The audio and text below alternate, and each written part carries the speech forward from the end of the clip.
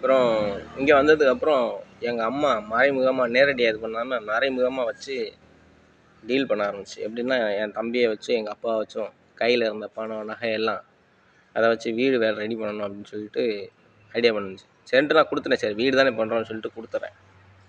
அப்புறமா எங்கள் அப்பனை வச்சு டார்ச்சர் பண்ண ஆரம்பிச்சிச்சு. என்னை எப்படியாச்சும் மறுபடியும் வேலைக்கு அனுப்பிச்சு, என்ன ஒன்றும் இல்லை, காசு பணம் வாங்கி திங்கிறதுக்கு தான் எச்ச பொறுக்கி எங்கள் அம்மா வந்தது. அப்புறம் என்ன பண்ணிட்டேன், நான் சென்னைக்கு வேலைக்கு போயிட்டேன். அங்கே பார்த்தோம்னாக்கா வேலைக்கு போய்ட்டு நைட்டு வேலை முடிச்சு வந்துக்கிட்டு இருக்கிறோம். போலீஸாரங்க மறித்து கேட்டாங்க. இந்த மாதிரி வேலைக்கு போய்ட்டு வந்திருக்கோம். நானும் இன்னொரு பையன், அகிலன்னு ஒரு பையன், இன்னும் நிறைய பேர் திருவான்மியூர் அசந்தா சந்தையில் தான் வேலை பார்த்துட்டு போயிட்டுருக்கோம்.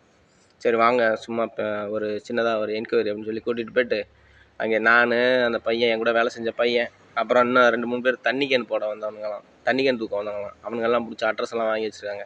அந்த பையன்கிட்ட கேட்டேன், இது பின்னால் ஏதாவது வேறு மாதிரி ஏதாவது இஷ்யூ ஆக்குனாலும் ஆக்குவாங்க, சொல்ல முடியாது அப்படிங்கிற மாதிரி சொன்னாங்க. என்ன பண்ணுறாங்கன்னு தெரியல. ஏதாவது பொய்